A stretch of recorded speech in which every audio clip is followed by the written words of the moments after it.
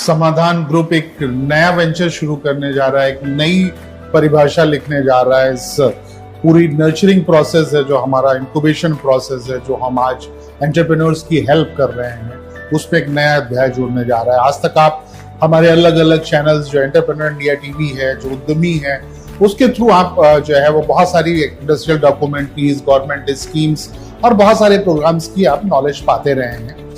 आप लोगों ने जो है वो लगभग 10 लाख सब्सक्राइबर पहुंचा दिए हैं हमारे। आप लोगों ने आज भी 1 लाख से ज्यादा लोग आप लोग पर डे हमको देखते हैं, लेकिन फिर भी कहीं पे जरूरत हमको समझ में आई कि अगर आज हम हिंदुस्तान की बात करें, इस देश की बात करें, तो यहाँ पे एंटरप्रेन्योर बनाने के लिए, बिजनेस करने के लिए कोई फॉर्मल एजुकेशन प्रोसीजर नहीं है।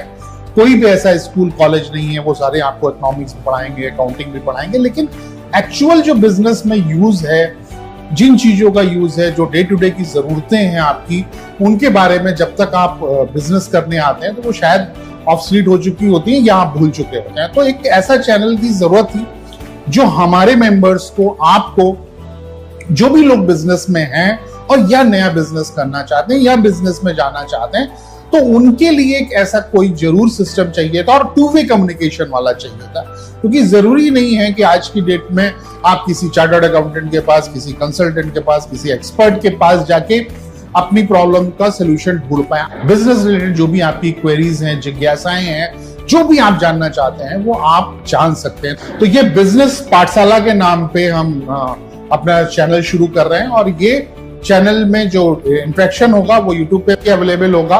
जूम के थ्रू डायरेक्ट लिंक भेजा जाएगा, जहां पे आप ज्वाइन करके किसी चार्टर्ड अकाउंटेंट से, किसी बैंकिंग एक्सपर्ट से, किसी डिजिटल मीडिया के एक्सपर्ट से, किसी न किसी जो है वो एक्सपर्ट डोमेन, जो जिसका जो डोमेन है, उस डोमेन से अपनी नॉलेज को आप पा सकते हैं। ये हम डेली जो है वो मंडे टू फ्राइडे 5 डे रहेगा और जिसको हम फोर्टनाइटली पूरे टॉपिक्स को कवर करेंगे। 3 बजे से 5 बजे तक हम बिजनेस पाठशाला लगाएंगे।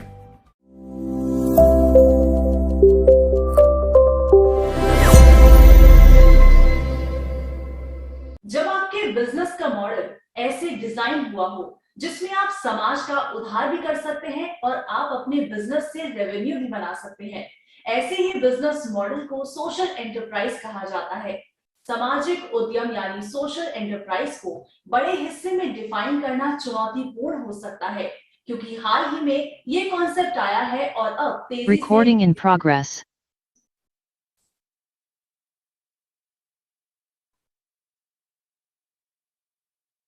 Please continue. सामाजिक जब आपके बिजनेस का मॉडल ऐसे डिजाइन हुआ हो जिसमें आप समाज का उद्धार भी कर सकते हैं और आप अपने बिजनेस से रेवेन्यू भी बना सकते हैं, ऐसे ही बिजनेस मॉडल को सोशल एंटरप्राइज कहा जाता है। सामाजिक उद्यम यानी सोशल एंटरप्राइज को बड़े हिस्से में डिफाइन करना चुनौतीपूर्ण हो सकता है, क्योंकि हाल ही में ये कॉन्सेप्ट आया है और अब तेजी से विकसित हो रहा है। और सोशल एंटरप्राइज का कॉन्सेप्ट पारंपरिक व्यापार, सरकारी और एनजीओस की वर्किंग मॉडल्स के बीच की डिफरेंशियल बाउंड्रीज को भी समय के साथ ब्लर कर रहा है। अधिकांश एनजीओ संस्थाओं के विपरीत जो अनुदान और दान पर निर्भर है, सोशल एंटरप्राइज से फिक्स्ड रेवेन्यू अर्जित करने के लिए वित्तीय सहायता और लाभ के अवसरों को अपनाते हैं। एक सफल सामाजिक उद्यम अपने संगठन के सामाजिक मिशन को बनाए रखने और स्थिरता सुनिश्चित करने के लिए अपने व्यवसायिक उद्यम की उत्पादकता को अधिकतम करने के लिए संतुलित बनाता है। नमस्कार, मैं सुगंध आनंद आईआईडी के इस सेशन बिजनेस पाठशाला में आप सभी का बहुत बहुत स्वागत करती हूँ और आज का विषय है सोशल एंटरप्राइज।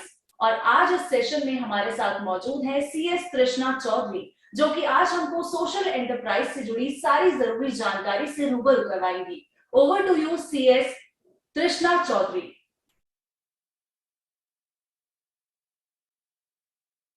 तृष्णा चौधरी जी दिल्ली यूनिवर्सिटी से कॉमर्स में ग्रेजुएशन कर चुकी Trishna Chaudhary ji institute of company secretary of India में एसोसिएट मेंबर होने के साथ साथ Federal Mogul motor parts India limited में कंप्लायंस प्रोफेशनल भी हैं। अपनी अद्वितीय प्रतिभा के कारण उन्हें पोल्का डॉट्स प्राइवेट लिमिटेड और Z स्क्वायर स्ट्रैटेजीज LLP में वुमेन इंडिपेंडेंट डायरेक्टर के तौर पर चुना गया है। मां फाउंडेशन की गौरवशाली सेक्रेटरी तृष्णा चौधरी जी का बिजनेस पाठशाला में एक्सपर्ट के तौर पर हम स्वागत करते हैं।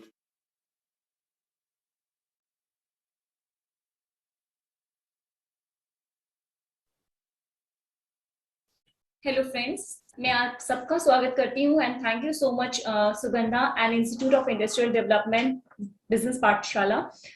आज मुझे एक और अपॉर्चुनिटी मिली है आप सबके साथ रूबरू होने के लिए और आप सबके साथ अपना एक्सपीरियंस और अपना प्रैक्टिकल एक्सपीरियंस शेयर करने के लिए। फ्रेंड्स, आज जो हमारा टॉपिक है वो बहुत ही इंटरेस्टिंग टॉपिक है और हम कोशिश करेंगे इसको इंटरेस्टिंगली ही समझते जाएं, पढ़ते जाएं। फ्रेंड्स, आज जो हम बात करने वाले हैं वो है सोशल इंटरप्राइजेस। जैसे कि आपको सुगंधा ने एक छोटा सा ब्रीफ दिया कि सोशल इंटरप्राइजेस कौन सी ऑर्गेनाइजेशंस होती हैं। आप कोई ऐसा बिजनेस अगर करना चाहें जिससे ना सिर्फ आपको प्रॉफिट होए बल्कि आप सोसाइटी के लिए, सोसाइटी एट लार्ज के लिए भी कुछ कर सके, तो कितना अच्छा होगा। देखिए, जब भी आपने कभी भी ये सोचा होगा कि आज मैं अपना कोई काम शुरू करना चाहता हूँ, अपना कोई बिजनेस शुरू करना चाहता हूँ, तो आप सबसे पहले आपके पास एक सवाल आ जाता है कि क्या मुझे जॉब में जाना चाहिए या मुझे बिजनेस करना चाहिए। अच्छा, बिजनेस करना है तो मुझे कौन सा बिजनेस करना चाहिए। बिजनेस करना और पैसा कमाना इतना मुश्किल नहीं है, क्योंकि देखिए आप बिजनेस तो किसी भी चीज का कर सकते हैं ना। आप गुटखा बेच के भी बिजनेस कर सकते हैं, आप लिकर बेच के भी बिजनेस कर सकते हैं, सिगरेट बेच के भी बिजनेस कर सकते हैं, इससे आपको प्रॉफिट भी बहुत ज्यादा होगा, राइट। लेकिन क्या इससे हमारी सोसाइटी का या हमारी कंट्री का या कम्युनिटी एट लार्ज का कोई बेनिफिट होगा। तो आप कहोगे कि नहीं मैम, इससे उनका तो कोई भला नहीं हो रहा है। इसके साथ साथ अगर आप कोई ऐसा काम कर रहे हैं जिससे कि इन्वायरमेंट को भी बहुत ज्यादा नुकसान हो रहा है, तो आपको अल्टीमेटली एक सेटिस्फेक्शन नहीं होगा। ठीक है, आज का जो यंग यूथ है वो ये चाहता है कि मैं कुछ ऐसा करूं जिससे कि मैं इस सिचुएशन को चेंज करने की कैपेबिलिटी रखता हूं, तो मुझे कुछ ऐसा करना चाहिए। आज हमारे पास इतनी ज्यादा टेक्नोलॉजी है, इतनी ज्यादा, एट द सेम टाइम इतनी सारी सोशल प्रॉब्लम्स भी हैं। तो उन प्रॉब्लम्स के लिए हम लोगों को कोशिश करनी चाहिए कि उन्हें हम कैसे इनोवेट कर सकते हैं, उन्हें कैसे रिजॉल्व कर सकते हैं। जब भी हम सोशल इंटरप्राइजेस के बारे में बात करते हैं, हमारे दिमाग में सबसे पहले ये आता है कि कितनी सारी सोशल प्रॉब्लम्स को हम डे टू डे लाइफ में एड्रेस करते हैं। देखिए, जब आप अपने आसपास देखते हैं कि बहुत सारे लोग आपके आसपास ऐसे होंगे जिन्हें शायद 2 वक्त का खाना भी मिलना मुश्किल होता है, या आपके सामने ऐसा यूथ जब बहुत सारा खड़ा होता है जो जॉब के लिए परेशान हो रहा होता है, जो ये सोचते हैं कि यार हम क्या करें ऐसा कि हमें जॉब मिले, या पढ़ने लिखने के बाद भी उनको कोई काम नहीं मिल रहा होता है, राइट। इसके अलावा जैसे बेसिक नेसेसिटी चीजें फ्रेंड्स, जैसे कि अगर आपकी एजुकेशन हो गई, आपकी हेल्थ न्यूट्रिशन हो गया, आपके कपड़े हो गए, एजुकेशन हो गई, मतलब इतनी छोटी छोटी चीजों के लिए भी हर कंट्री में, मैं सिर्फ इंडिया के बारे में बात नहीं कर रही हूँ, it's not about only our country, अगर आप बाहर के देशों में भी देखोगे वहां पे भी लोगों को स्ट्रगल करना पड़ता है। तो ये कौन चेंज करेगा? ये चेंज जरूरी नहीं, हम हमेशा सोचते हैं कि शायद ये काम गवर्नमेंट का है, गवर्नमेंट को ऐसा करना चाहिए। फ्रेंड्स, गवर्नमेंट के अपने लिमिटेड रिसोर्सेज होते हैं, वो क्या कर रहे हैं और क्या कर सकते हैं, इसके डिबेट में ना जाते हुए हमें ये सोचना चाहिए कि एज अ इंडिविजुअल हम क्या कर सकते हैं। हम अगर अपने किसी काम से, अपनी किसी शुरुआत से अगर हम इस सिचुएशन को, इस पिक्चर को अगर चेंज कर सकते हैं तो व्हाई नॉट, राइट। यहाँ पे मैं छोटा सा एग्जांपल देती हूँ और देखिए आप चीजों को रिलेट कर पाएंगे। आप में से इसको थोड़ा इंटरेस्टिंग बनाने के लिए करते हैं कि आप थोड़ा सा चीजों को समझ सके कि ये सोशल इंटरप्राइजेस का जो टॉपिक है ये एक्चुअली में है क्या। आप सब ने बहुत सारे लोगों ने शिवाजी द बॉस वाली मूवी देखी होगी, आई एम श्योर, जो मिस्टर रजनीकांत के ऊपर पिक्चराइज्ड है। तो आपने उस मूवी में देखा होगा, अगर आप थोड़ा सा रिकॉल करें या उस मूवी के बारे में, तो क्या होता है कि वो एक आईटी एक्सपर्ट होते हैं जो कि सॉफ्टवेयर्स बनाते हैं, सॉफ्टवेयर इंजीनियर होते हैं बेसिकली। और जब वो अपनी कंट्री में बहुत सारा पैसा कमा के अपनी कंट्री में आते हैं, तो जब वो एयरपोर्ट से वापस जा रहे होते हैं तो उनका फ्रेंड उनसे पूछता है कि भाई आगे का क्या प्लान है। तो वो बोलते हैं कि मैंने ये सॉफ्टवेयर बना के बहुत अमीरों को तो बहुत अमीर बना लिया है, अब मैं अपने देश के लिए कुछ करना चाहता हूँ, अपनी कंट्री के लिए, अपने लोगों के लिए कुछ करना चाहता हूँ। तो उसका फ्रेंड उनको वहां पे बोलता है कि अरे अपनी कंट्री की तो सिचुएशन बहुत अच्छी है, अभी हमारे देश में हर तरह का ब्रांड आ गया है, ये टेक्नोलॉजी आ गई, ये सब चीजें आ गई। और उसी time, at the same time, उनके कार के डोर पे एक बेगर्स जो होते हैं वो नॉक करते हैं, वो पैसे मांगते हैं। देखिए, उसी टाइम उस पर्सन को रियलाइज होता है कि कितना कुछ चाहे बदल गया, हम आगे बढ़ गए हो, लेकिन आज भी बहुत सारी ऐसी चीजें जिनके लिए हम पिछड़े हुए हैं। तो वो जब वो पैसे देते हैं तो उनको रियलाइज होता है कि नहीं, मुझे यही करना है, मुझे अभी पैसा कमाना मेरा मोटिव नहीं है, मैं अभी जो करंट सिचुएशंस हैं, जो सोशल प्रॉब्लम्स हैं, मैं उनको एड्रेस करना चाहता हूँ। तो सब्सिक्वेंटली अगर आपने देखा होगा, वो अप्रूवल लेने के लिए एक पॉलिटिशियन के पास जाते हैं, वो वहां पे देखते हैं कि एक फैमिली होती है, वो कहते हैं कि हमने अपना पूरा लैंड बिल्डिंग सब सेल आउट करके अपने बच्चे की मेडिकल की एजुकेशन के लिए वो दिया है और अभी भी उसकी फीस पूरी नहीं हो पा रही है। तो देखिए कितना आप अगर सोच के देखिए, अगर हम अपने यूथ को पढ़ाएंगे नहीं, हाँ, उन कितनी जरूरत है इन चीजों को, सोशल इश्यूज को एड्रेस करने के लिए, क्योंकि अगर आज हम उनको अच्छी एजुकेशन देते हैं, अगर ये जो बड़ी बड़ी एजुकेशन है, अब इनके लिए बड़े बड़े पैसे चाहिए होते हैं, बहुत सारे पैसे चाहिए होते हैं, तो वो कहाँ से आएंगे, राइट? तो अगर सारे प्राइवेट इंस्टीट्यूट जो है वो बहुत ज्यादा अगर आपसे फीस चार्ज करते हैं, तो बच्चा पहले ही सपना देखना छोड़ देता है कि अरे मैं डॉक्टर या इंजीनियर तो कैसे बनूंगा, क्योंकि मेरे पेरेंट्स के पास तो इतना पैसा नहीं है ना। और अगर आप उसको अच्छी हेल्थ नहीं दे पा रहे हो, अच्छी एजुकेशन नहीं दे पा रहे हो, अच्छा रहन सहन नहीं दे पा रहे हो, तो वो आपका आगे चलकर एक रिसोर्स आपकी कंट्री के लिए नहीं बन सकता है, राइट? तो मेरा यहाँ पे आपको उस फिल्म का दिखाने का, उस फिल्म को रिकॉल कराने का एक पर्पस यही था कि आप रिलेट कर पाए कि वो बंदे ने फिर क्या किया। यहाँ पे वो एक सोशल इंटरप्राइजेस की तरह ही काम करता है, उसने यहाँ पर अपनी स्कूल्स खोले, कॉलेजेस खोले, जहाँ पे वो IT की एजुकेशन देता है, मेडिकल एजुकेशन देता है। तो वो सारा जो उसका मोटिव था, ऐसा नहीं, देखो बहुत सारे स्कूल कॉलेजेस तो ऑलरेडी अभी भी खुले हुए ना, लेकिन at a very reasonable price, बहुत कम फीस में, या जिनके पास फीस नहीं है उनको डोनेशंस देकर, चैरिटी करके, इस तरीके से, या कि बाहर से फंड मंगाकर अगर आप उनको पढ़ाई दे रहे हो, है ना, तो ये इस तरीके से सोशल इंटरप्राइजेस की तरह काम करता है। सोशल इंटरप्राइजेस स्टार्ट करने के लिए आपके पास सबसे पहले एक जो इंपॉर्टेंट चीज है, आपको अपना पैशन देखना पड़ेगा। आपको, अगर आपको सिर्फ एक थॉट है, एक थॉट से नहीं होगा, अगर आप बहुत ज्यादा डेडिकेटली उस चीज के लिए काम करना चाहते हैं, आपको लगता है कि नहीं, I want to make a change. Friends, आप अगर अभी सेशन को जब सब्सिक्वेंटली मुझसे सुनेंगे, तो आपको एक ऐसे ऐसे एग्जाम्पल देखने को मिलेंगे जहां जो हायर स्कूल स्टूडेंट है वो ये सोचती है कि अगर आज मैंने ये चेंज नहीं लेकर आई, तो शायद मैं जिंदगी भर इस गिल्ट में रहूंगा या रहूंगी कि मैंने शायद उस टाइम कुछ किया होता, शायद मैं कुछ लोगों का भला कर पाता।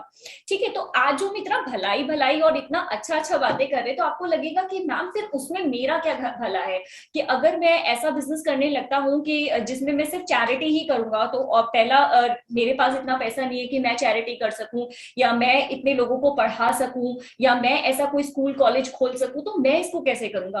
फ्रेंड्स, अभी हम सब्सिक्वेंटली समझेंगे कि आप अपने लेवल पे छोटी छोटी चीजों में कैसे अपने बिजनेस को स्टार्ट कर सकते हैं। और सबसे बेस्ट पॉइंट जो सोशल एंटरप्राइजेस का यही होता है कि आपको भी प्रॉफिट अर्न करने की अपॉर्चुनिटीज मिलती है। देखिए, मैं भी सबसे पहले हम समझते हैं कि सोशल इंटरप्राइजेस जो ये बिजनेस है, ये बिजनेस मॉडल क्या है। सबसे पहले आप एड्रेस कीजिए आपके आसपास की प्रॉब्लम क्या है। आप जहां भी रहते हैं, आप कंट्री के जिस भी लोकेशन से आप मुझे सुन रहे हैं, आप अपने आसपास कुछ स्पेसिफिक टाइप ऑफ प्रॉब्लम्स देख रहे होंगे। आपके यहाँ पे शायद हो सकता है, क्योंकि मैं एक मेट्रो सिटी में बैठी हुई हूँ, तो शायद वो प्रॉब्लम्स मुझे यहाँ ना दिखाई दे रही हो, या यहाँ के लोगों को लगे अरे नहीं, ऐसा अभी थोड़ी होता है। अगर हम बात करें कि क्या बाल विवाह, अरे नहीं, बाल विवाह तो पहले हुआ करता था, अब तो ऐसा नहीं होता होगा। गर्ल्स एजुकेशन, अरे आजकल तो लड़कियां बहुत पढ़ती हैं, कौन बड़ी लड़कियों को पढ़ने से रोकता है। लेकिन शायद हमारे रूरल एरियाज में अभी भी ऐसी जगहें होंगी जहां पे लड़कियों को पढ़ने से रोका जाता होगा, जहां पे उनकी पढ़ाई को इतनी इंपॉर्टेंस नहीं दी जाती होगी, क्योंकि फैमिली की जो इनकम होती है वो बहुत लिमिटेड होती है, और उस टाइम पर उनको चॉइस करना होता है कि हम इस पैसे को अपने बेटे की पढ़ाई में लगाएं या अपनी बेटी की पढ़ाई में लगाएं। देखिए, मैं एक लड़की हूं और मैं इन सब चीजों से शायद टू सम एक्सटेंड मैंने इन चीजों को बहुत पास से देखा है, तो मैं समझ सकती हूँ कि जहाँ पे देखा जाता है कि अगर हम बेटी की पढ़ाई पे इतना पैसा क्यों लगाए, या उसको इतना क्यों पढ़ाए, उसको तो शादी करके दूसरे के घर चले जाना है। तो कहीं पर अपनी लिमिटेड रिसोर्सेज की वजह से पेरेंट्स भी आप में देखते हैं कि भाई आपने अगर पैसा लगाया तो कल उसका फायदा हमें मिलेगा या नहीं मिलेगा, राइट? तो आपको अपनी सोशल प्रॉब्लम्स देखना रहेगा कि आपके एरिया में कौन सी सोशल प्रॉब्लम है और उसको कैसे आपको रिजॉल्व करना है। आप ऐसा उस प्रॉब्लम को ठीक करने के लिए ऐसा क्या बिजनेस मॉडल डेवलप कर सकते हैं, ऐसा क्या इनोवेटिव चीजें कर सकते हैं जिससे कि आप सोसाइटी की प्रॉब्लम को भी सॉल्व करें और उससे आपको भी इनकम जनरेट हुई, राइट?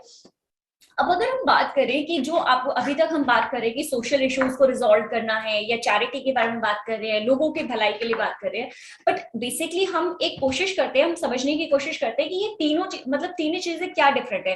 कि एक जो पर्सन नॉर्मल बिजनेस कर रहा है वो एक सोशल इंटरप्राइजेस कर रहा है, एक पर्सन चैरिटी कर रहा है। देखिए, चैरिटी करने वाला पर्सन सिर्फ पैसे दे रहा है, ठीक है, उसको वापस रिटर्न में कुछ नहीं मिल रहा है। ठीक है, अगर मैं चैरिटी कर रही हूँ तो मैं पैसे डोनेट कर देती हूँ और उसके बाद मेरे डोनेशन से किसी का भला हो जाता है, लेकिन बदले में मुझे कुछ नहीं मिल रहा है। ठीक है, ऑन द अदर हैंड अगर हम ऐसी ऑर्गेनाइजेशंस के बारे में बात करते हैं जो सिर्फ अपना प्रॉफिट अर्न करने के लिए बिजनेस रन कर रहे हैं, उनको इस बात से कोई फर्क नहीं पड़ता कि इसका इन्वायरमेंट पे क्या इम्पैक्ट पड़ रहा है, इसका सोशल लोगों पे क्या इम्पैक्ट पड़ रहा है, सोशल लाइफ पे क्या इम्पैक्ट पड़ रहा है, तो वो इन चीजों से रिलेटेड नहीं होता है, वो सिर्फ अपना प्रॉफिट अर्न करते हैं। अब आप कहोगे क्या मैम उनको क्या कोई सोशल रिस्पॉन्सिबिलिटी उनके ऊपर नहीं बनती है? देखिए फ्रेंड्स, आपने अगर CSR की मेरी कोई सीरीज देखी होंगी तो आपको पता होगा कि अगर आप कंपनी हो और आप पैसे अर्न कर रहे हो, प्रॉफिट अर्न कर रहे हो, तो इन कंपनीज के ऊपर अंडर ऑब्लिगेशंस होती है कि उनको 2% ऑफ एवरेज नेट प्रॉफिट उनको अपना डोनेट करना पड़ता है। तो वो ये जो पैसा डिस्ट्रीब्यूट करती है सोसाइटी के अंदर, वो CSR के अंडर करती है, that is corporate social responsibility. उसका कुछ इम्पैक्ट हमारी आज की स्लाइड्स पे भी आएगा, हमारे आज के सेशंस में भी आएगा सब्सिक्वेंटली जब हम उसको देखेंगे, ठीक है। ऑन द अदर हैंड तो हमने एक देखा ट्रेडिशनल अप्रोच, जहां पे सिर्फ आप बिजनेस कर रहे हो, पैसा कमा रहे हो और अपने प्रॉफिट का कुछ पार्ट आप लोगों में सोशल रिस्पॉन्सिबिलिटी की तरीके से CSR के अंदर आप डोनेट कर रहे हो, ठीक है। ऑन द अदर हैंड हमने एक ऐसा देखा जो कोई बिजनेस नहीं कर रहा है, जिसका मन है, क्योंकि देखिए हर पर्सन अपनी इनकम में से, अपनी अर्निंग में से कुछ % डोनेट करता है, लेकिन इसका मतलब ये तो नहीं कि वो उसके बदले में कुछ प्रॉफिट भी अर्न करता है। उसको लगता है कि ठीक है मुझे ये डोनेट करना है या किसी की हेल्प करनी है। सोशल एंटरप्राइजेस एक ऐसा बिजनेस मॉडल होता है जो कि इन दोनों को साथ में लेके चलता है। मतलब आप एक चैरिटी तो करेंगे, लेकिन वो चैरिटी इस फॉर्म में होगी कि आपका बिजनेस भी साथ साथ चलेगा, आप भी प्रॉफिट अर्न करेंगे, उस प्रॉफिट को आप री इन्वेस्ट भी करेंगे, ठीक है। तो इस तरीके से, तो आई होप कि आपको थोड़ा सा डिफरेंस समझ में आ गया होगा। सब्सिक्वेंटली जब हम इसमें फर्दर डिस्कस करेंगे तो शायद आपको चीजें बेटर तरीके से क्लैरिटी आ जाएंगी। अब आप बोलोगे मैम सोशल एंटरप्राइजेस, तो लेकिन सोशल एंटरप्रेन्योर्स बनने के लिए हमें क्या कैरेक्टरिस्टिक्स होने चाहिए? अब मुझे कैसे पता चलेगा कि हाँ मैं एक सक्सेसफुल सोशल एंटरप्राइजेस रन कर सकता हूँ या नहीं?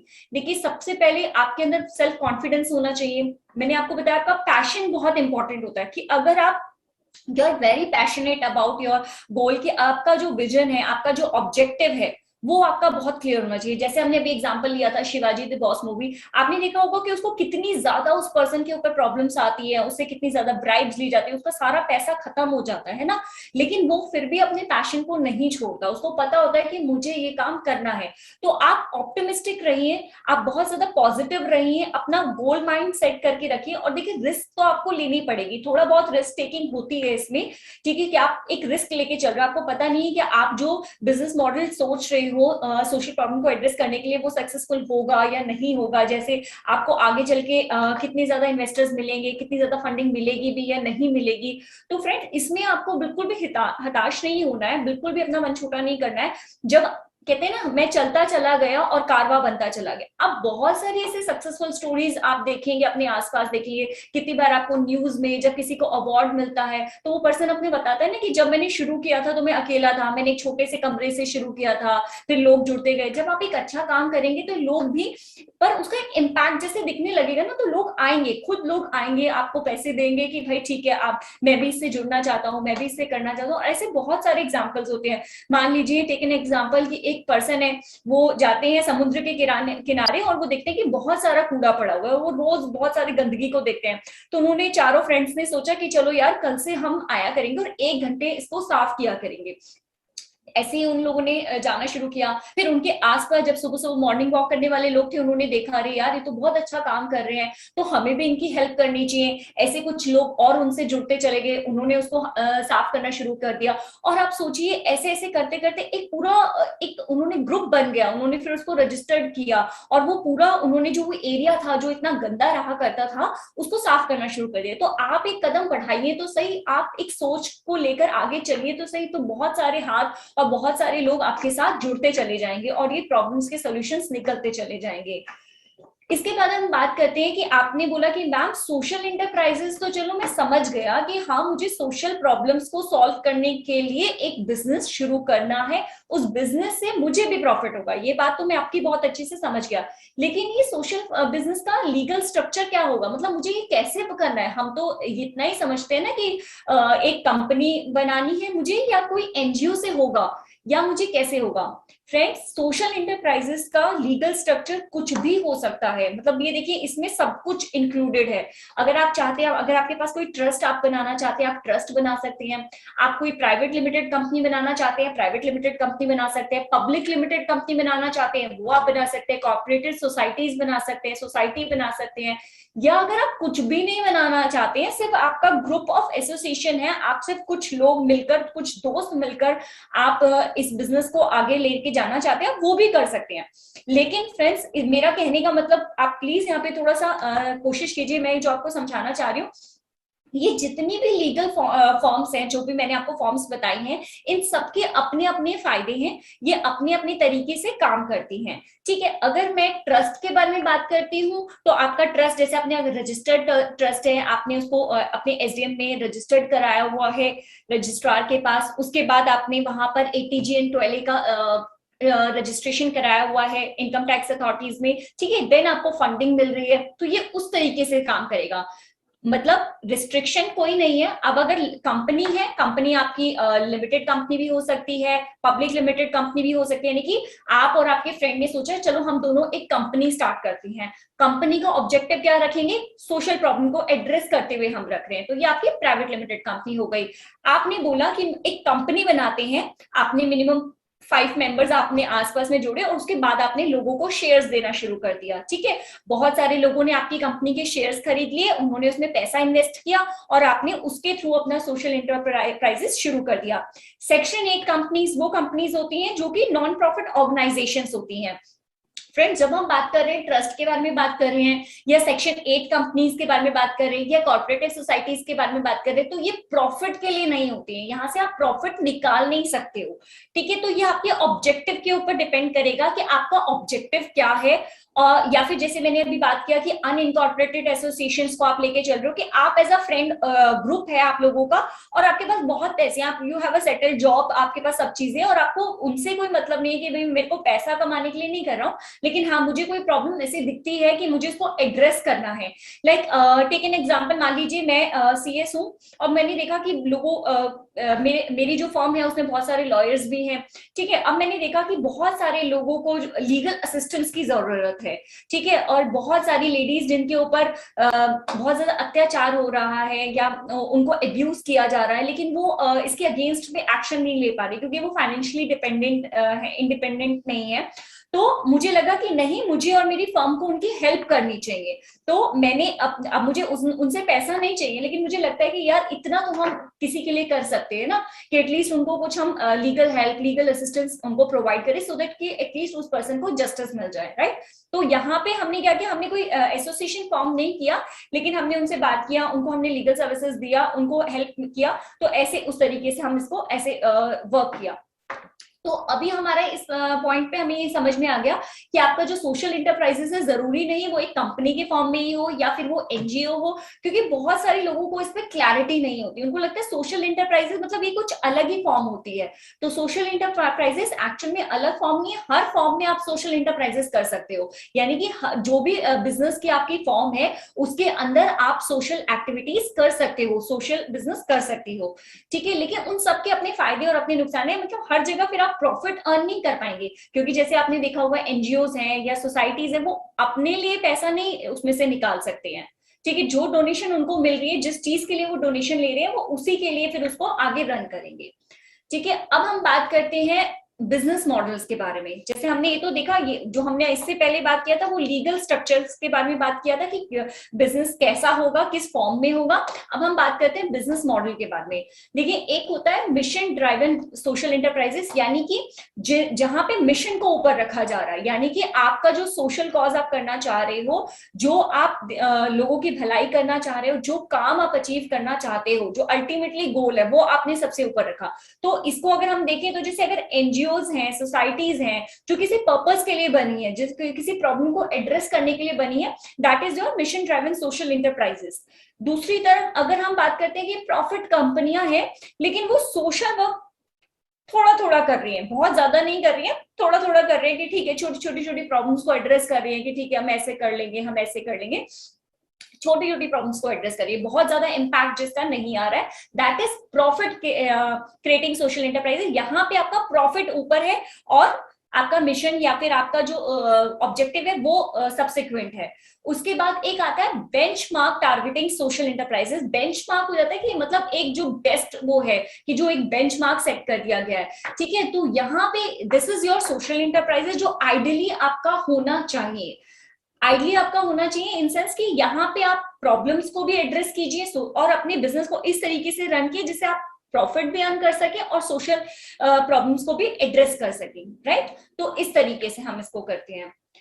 Now come to the next point कि अगर हम बात करें सोशल एंटरप्रेन्योर्स हीरोज के बारे में, कि सोशल एंटरप्राइजेस, देखिए अगर हम ये कॉन्सेप्ट की बात करें फ्रेंड्स तो ये नया नहीं है।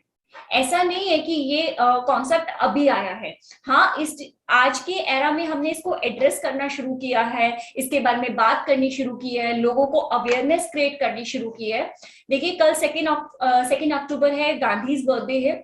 तो अगर हम बात करें गांधी जी की, तो सबसे पहले अगर देखा जाए सोशल एंटरप्राइजेस की जो नींव रखी गई थी या फिर इसके बारे में सोचा गया था, ही इज द गाय जिन्होंने सबसे पहले इसके बारे में सोचा था।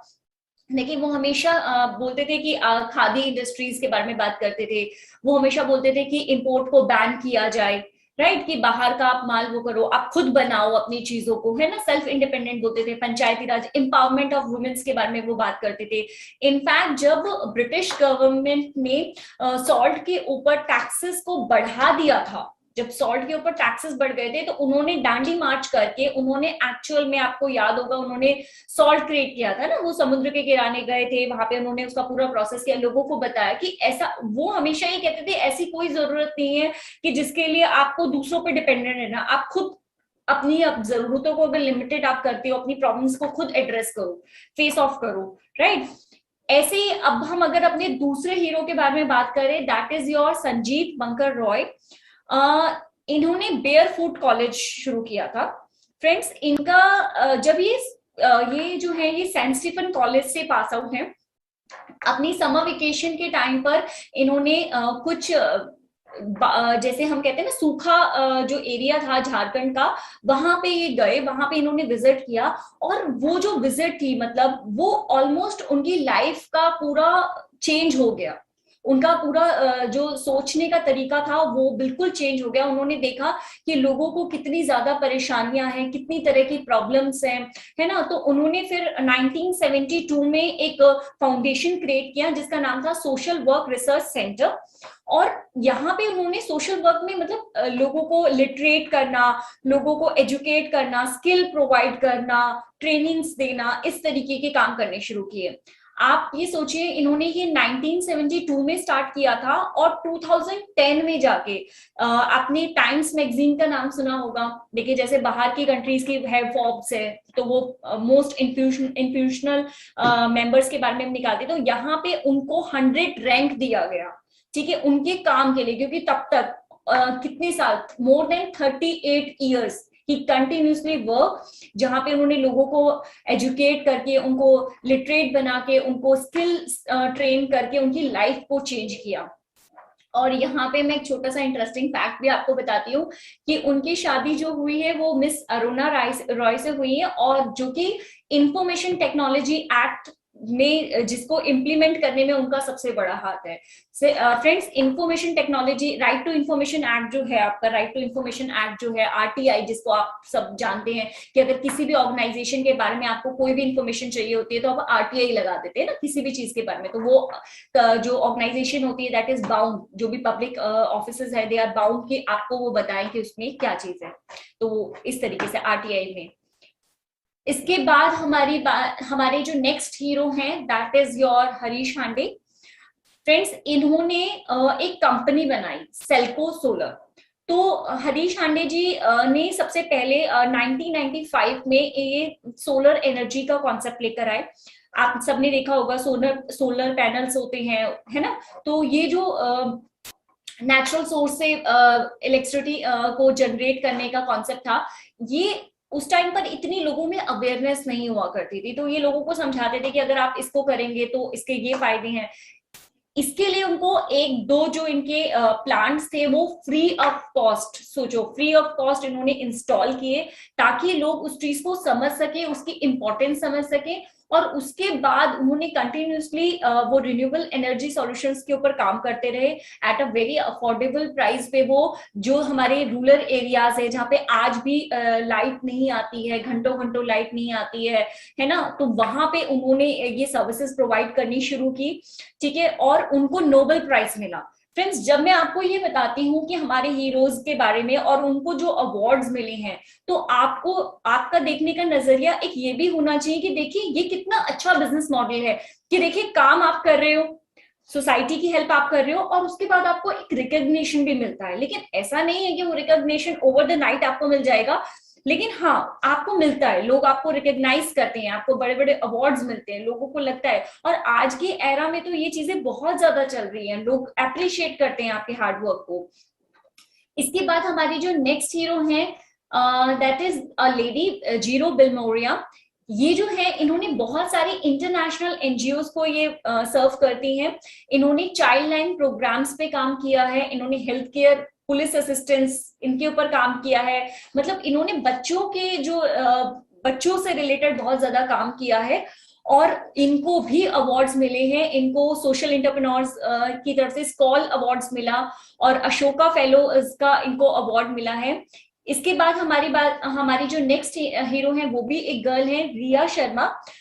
इन्होंने एक फाउंडेशन बनाया, एक एनजीओ बनाया, that is make love not scars. ये जो था इन्होंने जो ऐसे बहुत सारे एसिड अटैकर्स जो होते हैं, देखिए आपको पता ही है लक्ष्मी वाली जो मूवी है आपने देखी है ना, और आपको उनका पता है कि उनकी पूरी लाइफ कितनी ज्यादा स्ट्रगल में चली गई उन्होंने एसिड अटैक्स की वजह से। तो इंडिया में पहले कितनी ज्यादा ये चीजें हुआ करती थी, इनफैक्ट टू सम एक्सटेंट जब ये चीजें होती हैं और वो एक इंसान की पूरी लाइफ को बदल के रख देती हैं एक, तो उसको लिए इन्होंने क्या किया, रिया शर्मा ने एक क्राउड फंडेड ऑर्गेनाइजेशन बनाई। क्राउड फंडेड फ्रेंड्स क्या होता है इसके बारे में मैं आपको डिटेल में भी बताने वाली हूँ। तो उन्होंने वॉलंटियर्स जो थे उनके सोशल मीडिया प्लेटफॉर्म पे इसकी कैंपेनिंग करना स्टार्ट किया। लोगों ने उसके बाद इनको बहुत ज्यादा अप्रिशिएट किया, उनकी मदद किया, फंडिंग किया, ठीक है। और जिसकी वजह से देखिए बेनिफिशियरी कौन थे, जो जिनके ऊपर एसिड अटैक्स हुए, ठीक है। और जो इनके एफर्ट्स थे उसके लिए भी ब्रिटिश काउंसिल ने इनको सोशल इम्पैक्ट अवार्ड दिया 2016 के अंदर। तो इन्होंने 2014 में स्टार्ट किया था, 2016 में इनको अवार्ड मिला। इसके अलावा हमारे हनुअप्पा सुदर्शन जी हैं, उन्होंने ही इज अ मोस्ट एडमायर्ड, ये ट्राइबल राइट्स के एक्टिविस्ट हैं और इन्हें बहुत सारे Padma Shri, the right livelihood awards, इस तरह के अवार्ड। देखिए फ्रेंड्स, आप सोचिए हमारे देश का सबसे बड़ा सर्वोच्चम जो आपका अवार्ड होता है पद्म श्री, वो भी आपको इस तरह से मिलता है। तो अगर आप अच्छे काम करेंगे तो आपको बहुत ज्यादा रिकॉग्निशन मिलेगा, लेकिन आपका मोटिव अच्छा होना चाहिए। आपको कंटिन्यूसली अपनी कोशिश में लगे रहना है, हारना नहीं है, हिम्मत नहीं हारनी है, ठीक है, मेहनत के साथ लगे रहना है। अब हम बात करते हैं कुछ, अब ये तो हमने सोशल एंटरप्रेन्योर्स हीरोज के बारे में बात किया था कि जिन्होंने कुछ जैसे किया और किस तरीके से किया, किस फील्ड में किया। अब हम बात करते हैं कुछ ऑर्गेनाइजेशंस के बारे में और उनकी केस स्टडीज को समझने की कोशिश करते हैं। फ्रेंड्स, आप में से शायद कुछ लोग जानते होंगे टॉम्स, ये एक बाहर की कंपनी है जो कि जूते बनाती है, राइट। और इनके जूते भी काफी एक्सपेंसिव हैं, ठीक है। इनका जो कॉन्सेप्ट था, जो इनके फाउंडर थे, उन्होंने ये ऑब्जेक्टिव सोचा जब वो बाहर गए। उन्होंने देखा कि यार बहुत सारे ऐसे लोग हैं, देखिए मैं यहाँ पे अपनी कंट्री के बारे में बात नहीं कर रही हूँ, मैं फॉरेन कंट्री के बारे में बात कर रही हूँ। तो जब हम लोगों का एक मिथ होता है ना, हम लोगों के दिमाग में एक माइंडसेट होता है कि गरीबी तो सिर्फ इंडिया में ही है, ऐसा नहीं है, बाहर भी इन चीजों की बहुत ज्यादा प्रॉब्लम होती है, वहां भी कुछ एरियाज ऐसे होते हैं। लेकिन हाँ, बिकॉज हम डेवलपिंग कंट्रीज हैं तो हमारे पास ये प्रॉब्लम्स थोड़ी ज्यादा हैं। तो फ्रेंड्स, जो ये कंपनी थे, इनके फाउंडर थे, उन्होंने कॉन्सेप्ट सोचा कि 1 for 1 का मतलब यहाँ पे ये नहीं कि हम तो ये समझते हैं ना कि सेल लगी हुई है, अगर एक लेके जाओगे तो एक के साथ सेल, नहीं। यहाँ पे 1 for 1 का था कि आप एक जोड़ी जूते खरीदिए, आपने जो पैसे खरीदे उससे एक किसी जो इंसान जो जूते अफोर्ड नहीं कर सकता उनको जूते दिए जाएंगे, वो डोनेट किए जाएंगे। तो देखिए कितना अच्छा थॉट था उनका, और ये उनका बहुत अच्छा ये रहा। उन्होंने डेडिकेटली इस पे कंटिन्यूसली वो काम करते रहे।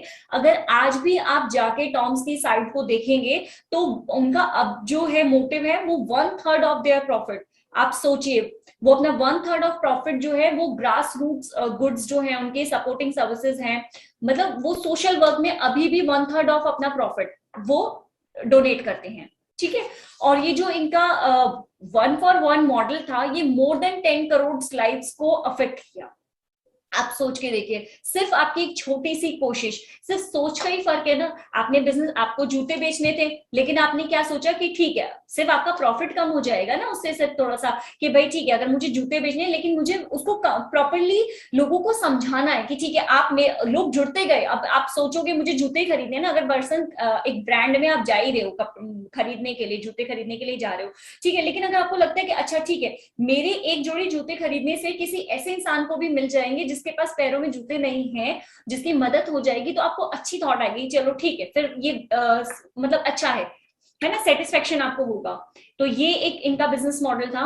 इसके अलावा फ्रेंड्स, जैसे कि एक लेडी थी जॉली मैकनामर, ये अफ्रीका गए। आप सोचिए, ये सिर्फ एक हाई स्कूल की गर्ल थी और ये अफ्रीका गए। इन्होंने देखा कि वहां पे इतनी ज्यादा गरीबी है, इतनी ज्यादा भूखमरी थी वहां पर, कि वहां पे लेडीज आर इन द मतलब वो इस तरह की सिचुएशन में थी, दे आर प्रोसिक्यूटिंग। सो वो प्रोस्टिट्यूशन के बिजनेस में थी, जस्ट बिकॉज कि इतना पैसा वो अर्न कर सके जिससे कि वो अपने बच्चों को खिला सके। तो इनको जब इन्होंने वो सिचुएशन देखी तो इनका हार्ट मेल्ट हो गया।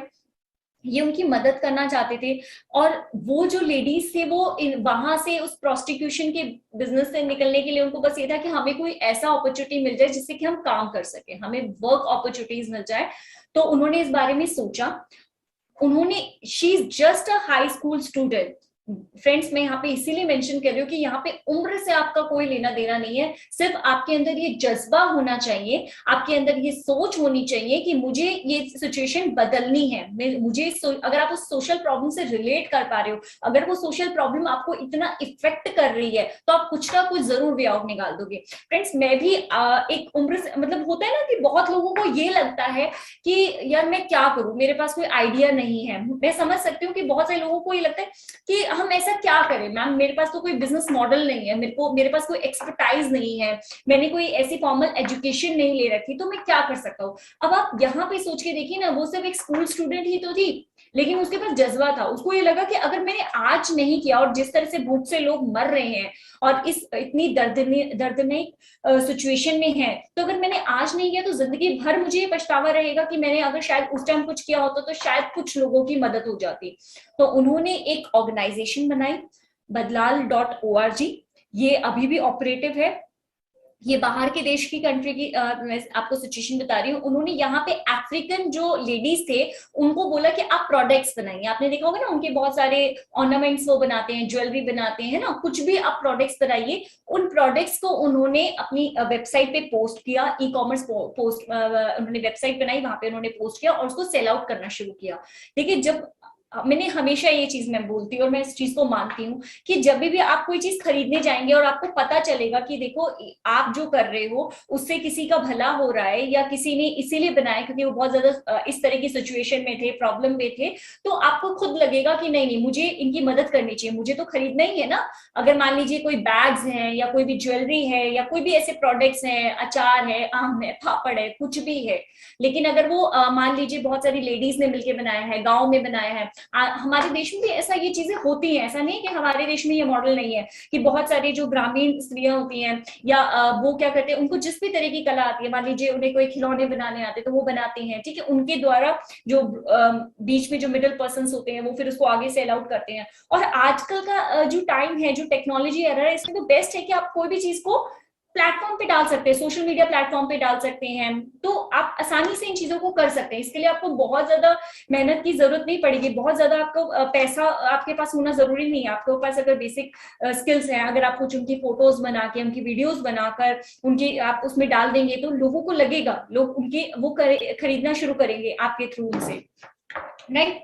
इसके बाद देखिए, अंशु गुप्ता, ये एक रिपोर्टर हैं और ये जब इंटर्न थे, because he is also very, अब ये हमारी कंट्री के बारे में मैं बात कर रही हूँ कि ये उत्तर प्रदेश में, यूपी में ये बॉर्न हुए थे, बहुत मिडिल क्लास फैमिली से थे और इन्होंने अपना जर्नलिज्म किया। तो जब ये जर्नलिज्म किया तो इन्होंने ये अपनी इंटर्नशिप कर रहे थे, और ये बहुत सारे जगहों पे, आपको पता ही है जैसे मीडिया से रिलेटेड लोग होते हैं तो उनको बहुत अलग अलग जगहों पे जाना पड़ता है ना कवरेज लेने के लिए। तो जब वो वहां गए और उन्होंने वहां पे देखा कि लोगों के पास पहनने के लिए कपड़े तक नहीं है, उनको लगा कि यार मुझे कुछ करना चाहिए, तो उन्होंने एक फाउंडेशन बनाई, गूंज फाउंडेशन। उन्होंने क्या किया, देखिए हमारे शहरों में क्या होता है, मेट्रो सिटीज में, कि हम चाहे वो बच्चे हों चाहे वो बड़े हों, तो वो लोग क्या करते हैं कि ये ड्रेस लिया पहना और उनको लगा कि यार ये तो हमने बस बहुत बार पहन लिया, हमने 3-4 बार 10 बार पहन लिया,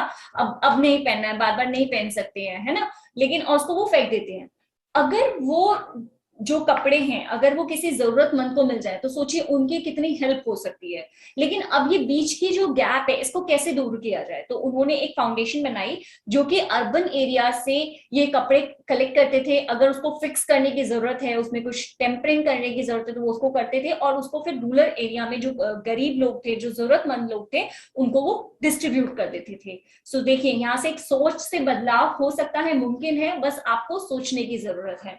ठीक है, अब हमने बात कर लिया यहाँ पर कि क्या क्या बिजनेस मॉडल हो सकते हैं। इससे शायद आपको अभी थोड़ा आइडिया हो गया होगा फ्रेंड्स कि आप कैसे कर सकते हो। मतलब होता है ना कि हम हमेशा सोचते थे कि सोशल एंटरप्राइजेस, सोशल वर्क हम करना चाहते हैं जिससे हमारा भी प्रॉफिट अर्न हो, लेकिन कैसे किया जा सकता है। तो कुछ कुछ मॉडल्स मैंने अभी यहाँ पर आपको बताए जिससे आपको शायद आइडिया हो गया होगा, शायद आप भी सोचने लगे होंगे कि हाँ मैं भी ऐसा कुछ करना चाहता हूँ। देखिए इस 1 घंटे का भरपूर फायदा मुझे तब मिल जाएगा अगर आप में से कुछ लोगों ने भी अगर कुछ कोशिशें की और वो कोशिशें कामयाब हो जाती हैं तो मुझे बहुत अच्छा लगेगा, मेरा पढ़ाना बिल्कुल कामयाब हो जाएगा।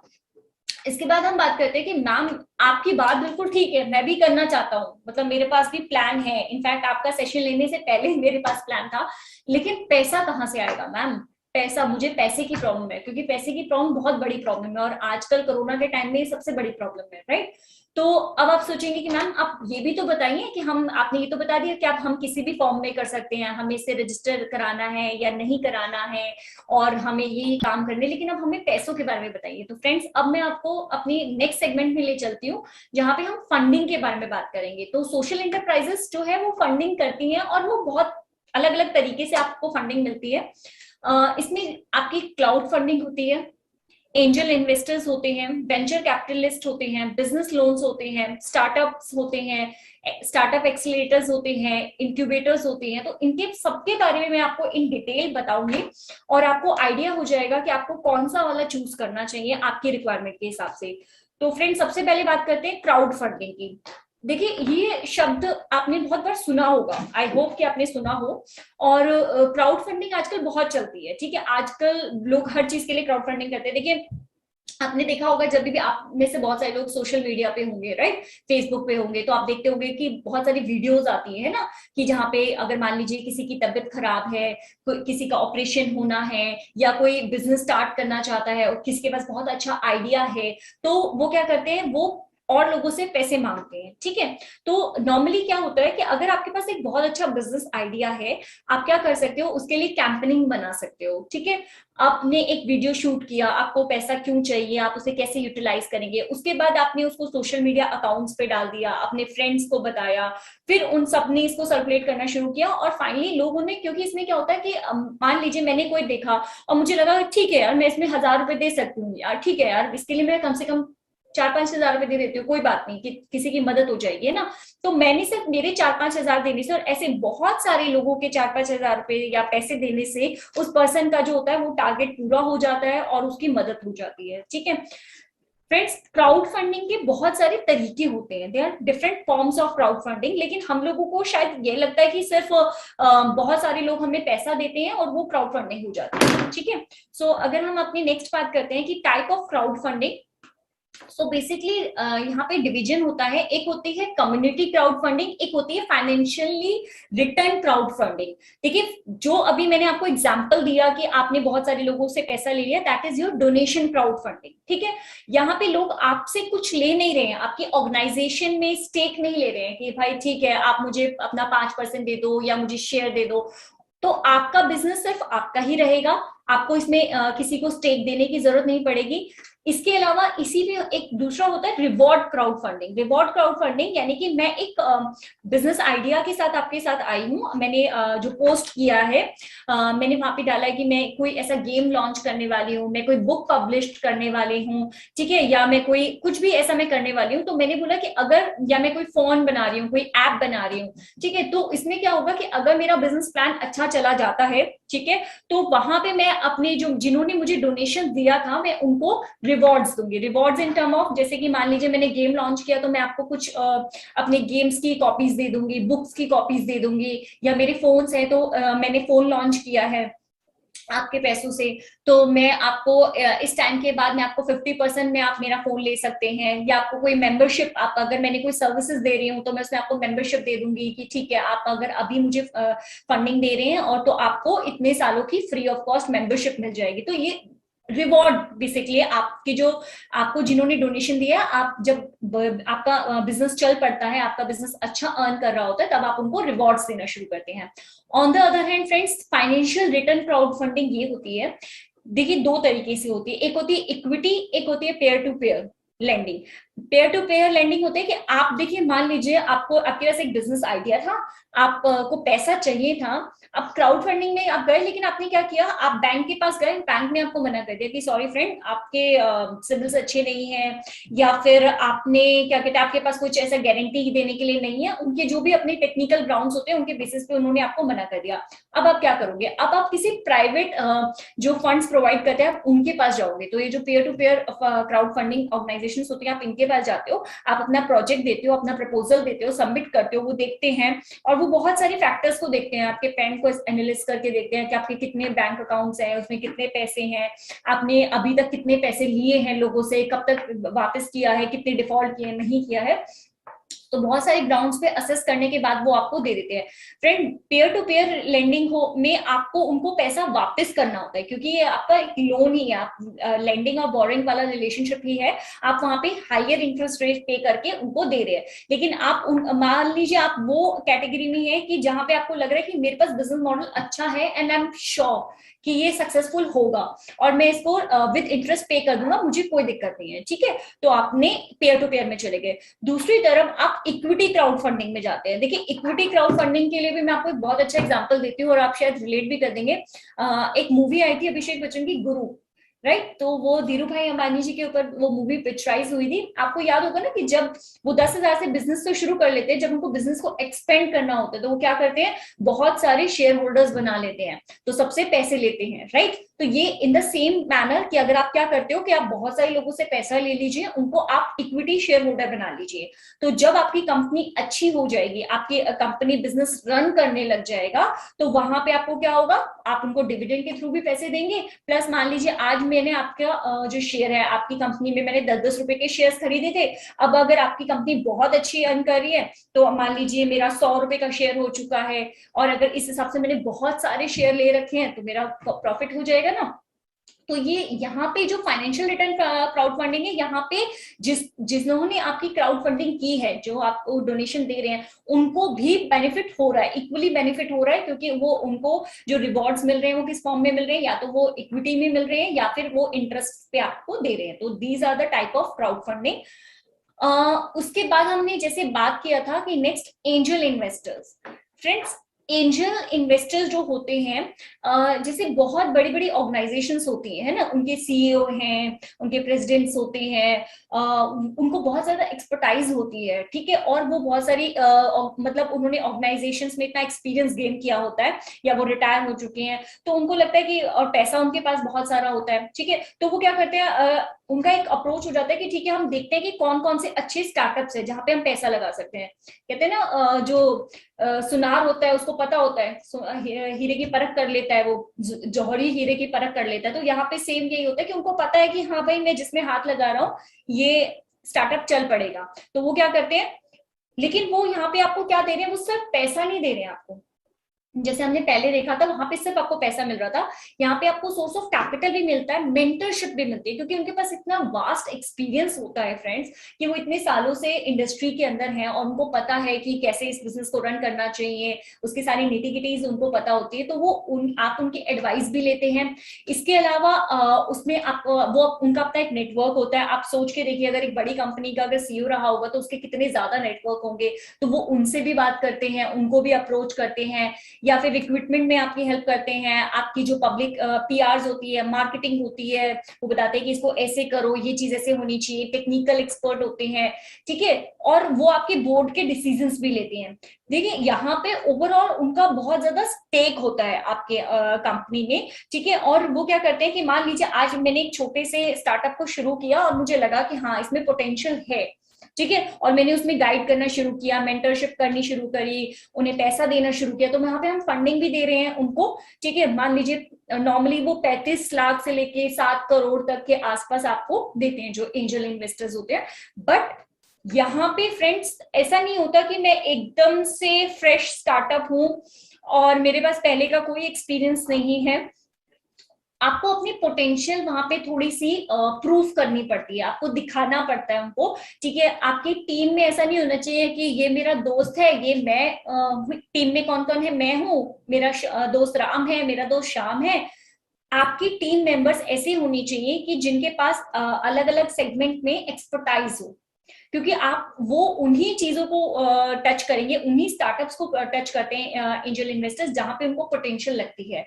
उसके अलावा वो ये देखते हैं कि आपके पास मार्केट लार्ज कितना अपॉर्चुनिटीज है, आप जिस सेगमेंट में जाना चाह रहे हो वहां पे कितनी अपॉर्चुनिटी है, मतलब ऑलरेडी इतना तो नहीं कि बहुत ज्यादा हो चुके हैं। अगर मान लीजिए अगर वो कह रहे हैं कि ओला उबर और आप किसी ऐसी कैपिंग में जाना चाह रहे हो कि इतना तो ऑलरेडी है ही अभी तो, और अभी तो उनको ही नहीं मिल रहा, तो तुम्हें क्या मिलेगा, तुम अभी बोल रहे हो कि हाँ ऐसा होगा, तो आपके बिजनेस पे वो आपका विजन और पैशन देखते हैं।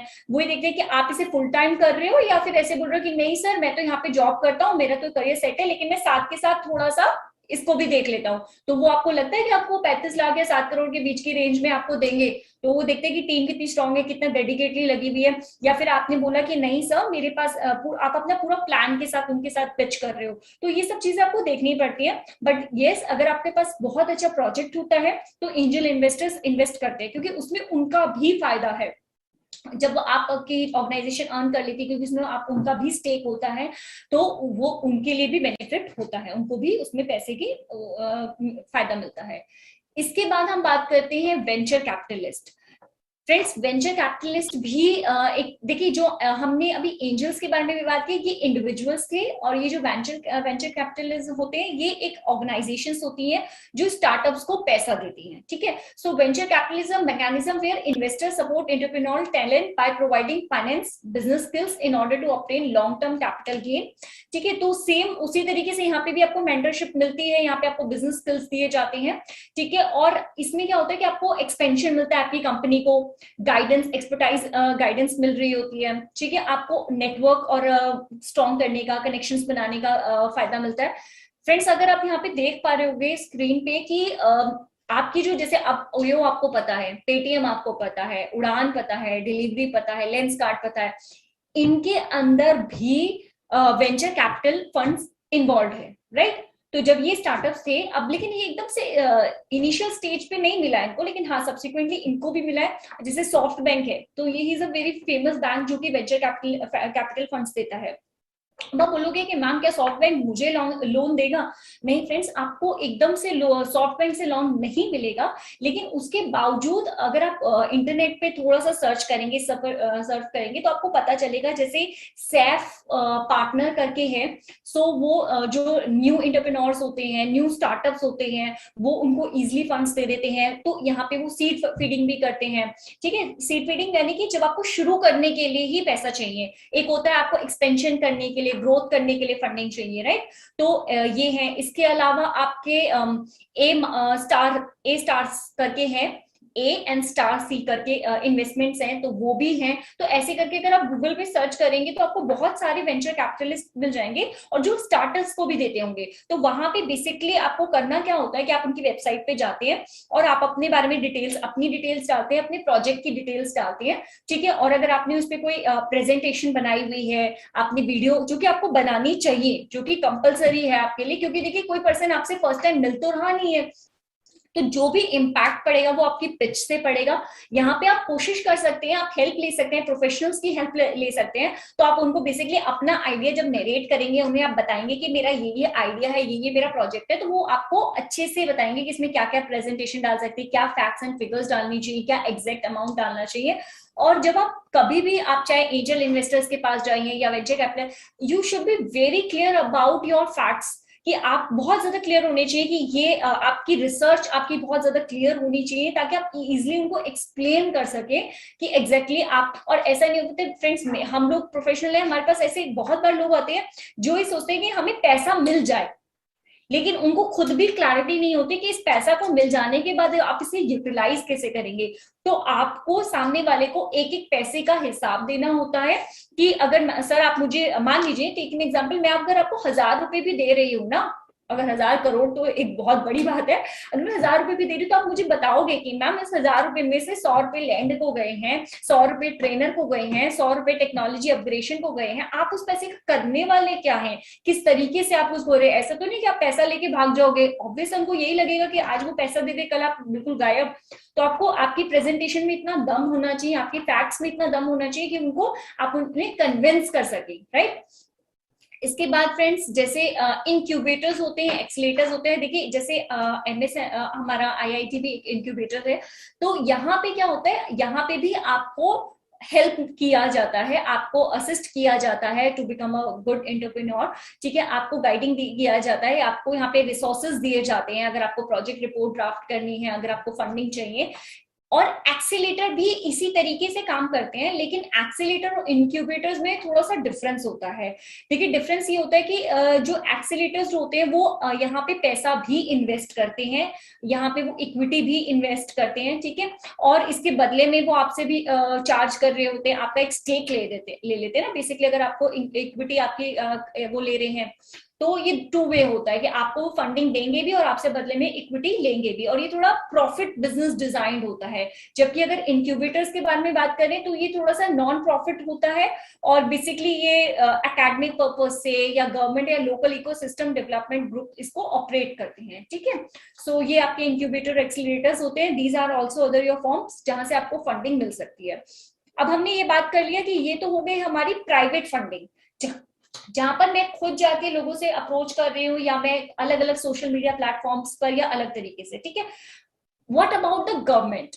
सो गवर्नमेंट भी आपको बहुत ज्यादा सपोर्ट करती है, और इनफैक्ट अगर हम देखें अभी जो हमारी करंट गवर्नमेंट है, इनका तो मोटिव ही है, इन्होंने हमेशा मेक इन इंडिया और स्टैंड अप इंडिया इसको बहुत ज्यादा प्रमोट किया है। तो ये तो चाहते हैं कि ज्यादा से ज्यादा एंटरप्रेन्योर्स बने और ज्यादा से ज्यादा हमारे यहाँ पे स्टार्टअप्स हो, हमें बाहर से इंपोर्ट ना करना पड़े, वो चीजें हमारे ही देश में बनने लगे, ठीक है। तो अगर हम बात करें फ्रेंड्स की, बहुत सारी लोन स्कीम्स गवर्नमेंट ने लॉन्च की होती हैं। यहाँ पे मैं आपको एक चीज बोलूंगी, देखिए बहुत गवर्नमेंट अपने पार्ट पे बहुत चीजें करती हैं, लेकिन हम लोगों को इतना अवेयरनेस नहीं होता है, और हम लोग ना सिर्फ फेसबुक और क्या कहते हैं ट्विटर पे अपना टाइम स्क्रॉल करते हुए निकाल देते हैं। अगर आप कोशिश करें ना, अगर आप चेक करोगे तो आपको बहुत सारी स्कीम्स के बारे में पता चलेगा। अब देखिए जैसे ये जो स्कीम्स है, ये फीमेल्स एंटरप्रेन्योर्स के लिए है। जैसे अनुपमा स्कीम है, इसमें आपको 50,000 रुपए तक का मिलता है, 3 साल तक में आपको रीपे करना होता है। अगर आप कोई फूड बेस्ड स्टार्टअप करना चाहते हैं, आप मान लीजिए अगर आपके आसपास कोई ऐसी लेडी है जो मतलब जिनके पास बिल्कुल पैसों की बहुत ज्यादा दिक्कत है और बहुत परेशानी में है, तो आप उन्हें सजेस्ट कर सकते हो कि ठीक है आप एक काम करो, आप एक छोटा सा खाने का, अगर कोई ढाबा है, कोई टिफिन सर्विस है, कोई ऐसी चीज अगर आप शुरू करना चाहते हो, तो अगर आप उनको गाइड कर सकते हो, एटलीस्ट देखो ये आप उनकी हेल्प कर दोगे, ठीक है, और ये इजिली आपको मिल जाती है। इसके अलावा स्त्री शक्ति पैकेज है, जिसमें आपको 5 लाख रुपए तक का आपको मिलता है, और उसमें कोई रिस्ट्रिक्शन नहीं है कि आपको मतलब इसी एरिया में आपको अपना स्टार्टअप करना, आप किसी भी तरीके से आप कर सकते हो। इसके अलावा आपका भारतीय महिला बैंक है, जिसमें आपको बिजनेस लोन मिलता है। आप सोच के देखिए, यहाँ पे आपको 2 करोड़ रुपए तक का बिजनेस लोन मिल रहा है। देना शक्ति स्कीम्स है, वहां पे आपको 20 लाख रुपए तक का मिलता है। देना शक्ति स्कीम जो है गवर्नमेंट की, वो agriculture, manufacturing, retail store, small enterprises, इन सबको दे दिया जाता है। ये जो स्कीम्स हैं ये लेडीज के लिए हैं, राइट। इसके अलावा मुद्रा योजना स्कीम फॉर वुमेन है, जिसमें आपको 10 लाख रुपए तक का गवर्नमेंट लोन प्रोवाइड कर रही है। इसके अलावा महिला उद्यम निधि स्कीम्स हैं, जिसमें आपको 10 लाख रुपए तक का होता है, जिसकी रिपेमेंट जो टाइम पीरियड है वो 5 साल है। तो ये वाली जो हमने स्कीम्स के बारे में बात किया, ये फीमेल्स के लिए है। इसके अलावा फ्रेंड्स, जैसे आपकी है समृद्ध स्कीम है, ये आईटी सॉफ्टवेयर जो होते हैं उनसे रिलेटेड है। वहां पे आपको 40 लाख स्टार्टअप्स को दे दिया जाता है, ठीक है। और इसमें एक्सीलेटर्स के थ्रू इनको ये अमाउंट प्रोवाइड किया जाता है। इसके अलावा dairy processing infrastructure development schemes हैं। देखिए, डेयरी प्रोसेसिंग मतलब अगर आप कुछ भी मिल्क यूनियन बनाना चाहते हो, milk state milk cooperative society है, स्टेट डायरी फेडरेशंस हैं, मिल्क प्रोड्यूसिंग कंपनीज है, so they all are eligible कि आप बोरो कर सकते हैं। And the loan component would be 80% maximum rate and the and borrow contribution to 20% minimum rate, ठीक है। तो मतलब जितना भी आपका प्रोजेक्ट होगा उसमें 80% तक आपको लोन वहां पे मिल जाएगा, 20% आपको वो रखना पड़ेगा, ठीक है। इसमें जो होता है वो 10 साल तक आपको रिपेमेंट करनी होती है, और 6.5% आपको मतलब एक रीजनेबल रेट पे। यहाँ पे क्या होता है, गवर्नमेंट आपको लोन्स दे रही है, ठीक है। ऐसा नहीं कि फ्री ऑफ कॉस्ट देंगी, ऑब्वियस है आपको इसमें इंटरेस्ट पे किया जाएगा। और हर स्कीम का अपना एक क्राइटेरिया होता है जो स्पेसिफिकली मान लीजिए उसी पर्पस के लिए है। तो जैसे यहाँ पे डेयरी प्रोसेसिंग अगर आपकी है तो मतलब मिल्क डेयरीज के लिए ही आपको ये दिया जा रहा है। इसके अलावा आपका है roof top solar PV projects होते हैं, जैसे मैंने आपको बताया था सोलर सिस्टम का, है ना। तो यहाँ पे भी गवर्नमेंट ने एक टारगेट रख रखा है कि उनको नेक्स्ट 5 इयर्स में मोर देन 40,000 सेटअप्स लगाने हैं, ठीक है। और वो आपको कहाँ पे मतलब चाहे वो कमर्शियल हो, रेजिडेंशियल हो, इंडस्ट्रियल हो, इंस्टीट्यूशनल सेक्टर्स हो, हर जगह यहाँ पे इसको वो करना है, ठीक है। तो यहाँ पे भी आपको बहुत सारी सब्सिडीज दी जाएंगी, बहुत सारा आपको लोन अमाउंट मिल जाएगा। बस आपको इनको जाके स्कीम्स को जाके गो थ्रू करना है, इनके डॉक्यूमेंट्स को गो थ्रू करना है, यू कैन अप्लाई। इसके अलावा आपके वेंचर कैपिटल असिस्टेंस स्कीम्स हैं। इसमें आपको बेसिकली फ्रेंड्स आपको loan assistant interest free loan दिया जाएगा, ठीक है। और इसमें आपको ये किसको दिया जा रहा है, ये फार्मर्स को दिया जा रहा है, या आपके जो एग्रीकल्चर प्रोडक्ट्स जो प्रोडक्ट्स ग्रुप है वो है, पार्टनरशिप है, प्रोप्राइटर फर्म्स हैं, कंपनीज हैं, एग्रीप्रेन्योर्स हैं, यानी कि जो एग्रीकल्चर में रिलेट करते हैं वो। इनफैक्ट एग्रीकल्चर ग्रेजुएट इंडिविजुअल, तो मैंने आपको बोलता है ना, अनएसोसिएटेड एसोसिएशंस को भी आप कंसीडर कर सकते हैं जो कि रजिस्टर्ड नहीं है। सो अगर आप एक एग्रीकल्चर अपनी एजुकेशन ले रखी है, आप ग्रेजुएट हो, तो आप भी जाके इस लोन के लिए अप्लाई कर सकते हो अगर आपको एग्रीकल्चर रिलेटेड कोई बिजनेस आप करते हैं तो। इसके अलावा एक फ्रेंड्स आपका है स्टैंड अप इंडिया। सो ये SDBI जो बैंक है आपका, SIDBI बैंक है, उसके थ्रू, उनके पोर्टल के थ्रू आप इसमें कर सकते हैं। ये बेसिकली SC ST और विमेन एंटरप्रेन्योर्स के लिए है। तो इसमें आपको 10 लाख से लेकर 1 करोड़ रुपए तक का लोन जो है वो प्रोवाइड किया जा रहा है। But there is a condition कि जो लोन दिया जाएगा वो या तो उनमें से जो एटलीस्ट जो एक पर्सन है वो SC या ST या फिर विमेन होनी चाहिए, ठीक है।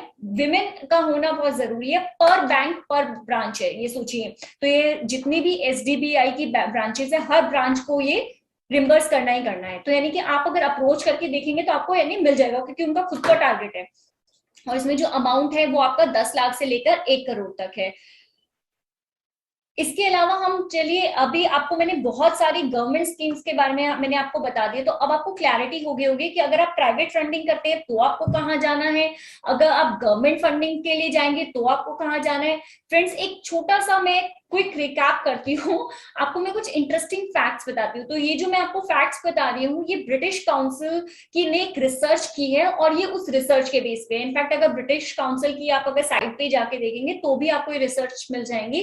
तो आप इन रिसर्च को आप देखिए कि अगर हम बात करें इंडिया के कंसर्न में, क्योंकि उन्होंने बहुत सारी बाहर की कंट्रीज के ऊपर भी रिसर्च किए थे, तो अगर हम इंडिया के बारे में बात करें तो इंडिया में अगर हम देखें टॉप, मिडिल और लोअर, जो हमारी सेक्टर वाइज अगर हम समझना चाहें कि मैम आप बताओ कि कौन से सेक्टर में सबसे ज्यादा हमारी सोशल इंटरप्राइजेस हैं, तो स्किल डेवलपमेंट में हमारी कंट्री के मोर देन 53% है।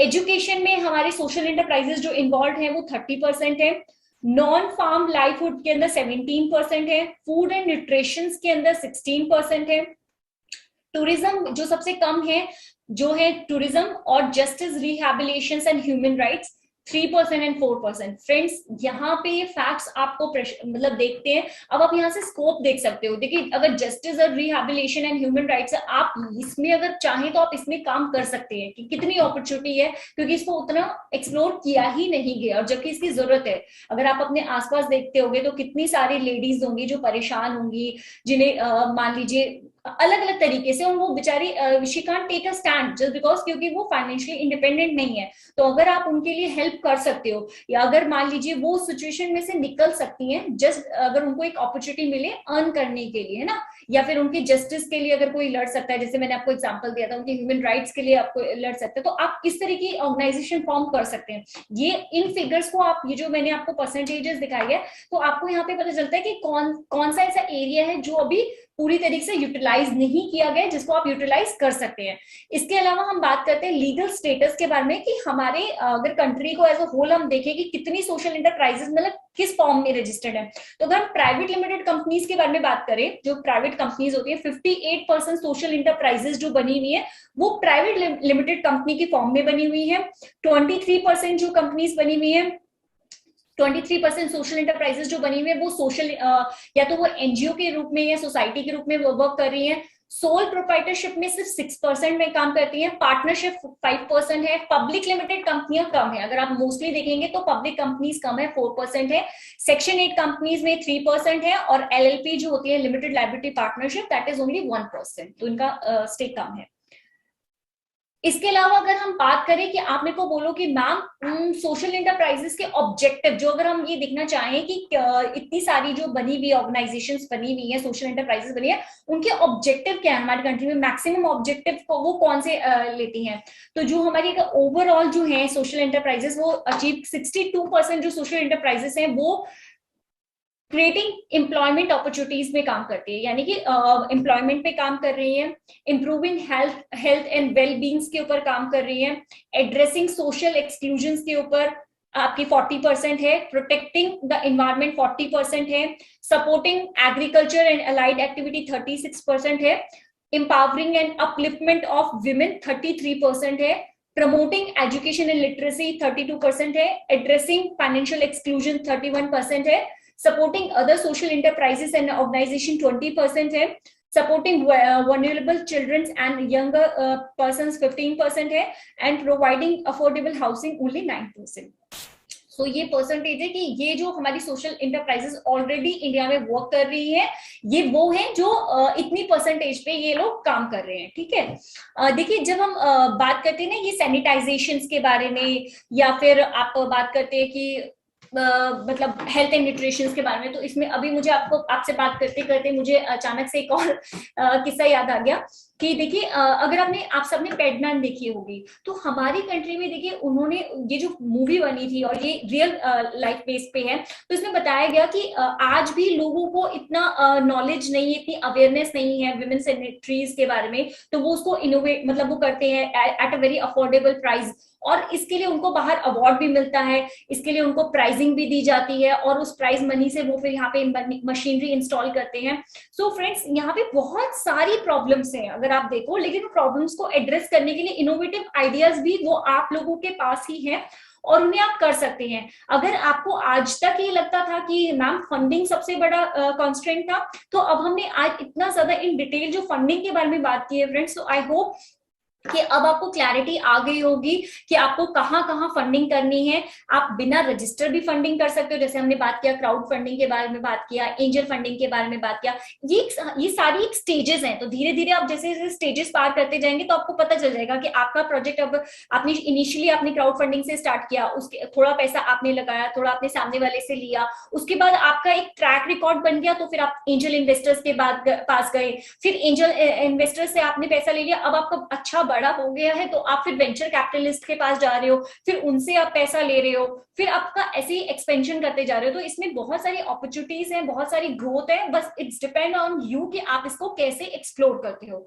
So this is all about from my side. I hope कि आप में से कुछ ऐसे इंटरप्रेन्योर्स निकल कर आए जो सोशल एंटरप्राइजेस को फॉर्म करें और हमारे साथ साथ मतलब सोसाइटी को हेल्प करे। तो thank you so much friends. Thank you so much ma'am, आज का सेशन काफी ज्यादा नॉलेजेबल रहा और मैं ये होप करती हूँ कि हमारे व्यूअर्स के लिए ये आज का सेशन काफी ज्यादा बेनिफिशियल और नॉलेजेबल रहा होगा। आपने हर एक एस्पेक्ट को काफी अच्छे से कवर किया, हर एक पॉइंट को काफी अच्छे से समझाया है। तो वहीं कुछ क्वेश्चंस मेरे पास आए हैं व्यूअर्स के, जो जिनका मैम मैं आपसे चाहूंगी कि आप हमारे व्यूअर्स के कुछ क्वेश्चंस का जवाब दें। तो पहला क्वेश्चन है, please suggest some good crowd funding platforms in India. Friends, crowd funding के लिए जैसे मैंने आपको बताया कि अगर हम गूगल पे भी आप वैसे भी सर्च करोगे तो भी आपको आसानी से मिलेगा। जैसे मेशो टाउन है, आपका कीटो है, कीटो बहुत फेमस है, कीटो की वीडियोस आपको वैसे भी सोशल मीडिया अकाउंट्स पे मिलती रहती है। इसके बाद किक स्टार्टर्स हैं, किक स्टार्टर्स पे आपको आसानी से मिल जाती है। तो इस तरीके से बहुत सारे प्लेटफॉर्म्स हैं, just you need to be scroll on the your Google account, आप उस पर करिए, आपको बहुत सारे अकाउंट्स मिल जाएंगे और वो आपको यहाँ पे क्राउड फंडिंग प्रोवाइड करते हैं। तो क्राउड फंडिंग में भी जैसे मैंने आपको बताया कि डिफरेंट फॉर्म है, क्योंकि अभी तक हम क्राउड फंडिंग को शायद बहुत सारे लोग ये समझते थे कि सिर्फ एक वीडियो बना देने से ही क्राउड फंडिंग मिल जाती है। तो सिर्फ वीडियो बनाने से नहीं, there is a different form कि अगर आप इक्विटी पार्टिसिपेशन करके भी आप उन्हें कर सकते हैं। आपको बेसिकली करना क्या है, आप अगर अपनी भी एक पिच बना के या तो आप खुद के सोशल मीडिया अकाउंट पे भी डाल दीजिए, ठीक है। आपके बहुत सारे फ्रेंड्स हैं या ऐसे लोग हैं जिनके बहुत सारे फॉलोअर्स हैं, तो अगर आप उनसे अप्रोच करके आप वहां पे आप उनसे आप वो करवा सकते हैं। और इसके अलावा जो सोशल मीडिया अकाउंट्स है वहां पे जो बाकी ये जो ऐसे प्लेटफॉर्म्स है, यहाँ पे आप अपनी वीडियोस को डाल दीजिए। तो उसके थ्रू वहां पे आप अपने प्रोजेक्ट डिटेल्स डाल दीजिए कि बेसिकली आप ये प्रोजेक्ट करना चाहते हैं, ये आपका स्टार्टअप प्लान है, इतनी फंड की रिक्वायरमेंट है, तो वहां से आपको पर्पस सॉल्व हो जाएगा। मैम एक क्वेश्चन और आया है, please suggest the best legal structure for social enterprise. Friend, legal structures के बारे में जब हम बात करते हैं ना, तो जैसे मैंने आपको बताया था कि देखिए there are different legal structure form. जैसे आपके एनजीओज हैं, एनजीओ में अगर आप जा रहे हैं तो आपको 80G और 12A की रिक्वायरमेंट रहेगी, लेकिन यहाँ पे आप प्रॉफिट अर्न नहीं कर सकते हैं। यहाँ पे आप बेसिकली आपको जो फंडिंग मिलेगी वो आपको सोसाइटी के जो जिस पर्पस के लिए आप ले रहे हैं उस पर्पस में ही आपको करना पड़ेगा। इसके अलावा जैसे सेक्शन 8 कंपनीज है, ये भी नॉन प्रॉफिट ऑर्गेनाइजेशन है, सोसाइटीज है, ये भी नॉन प्रॉफिट ऑर्गेनाइजेशन है।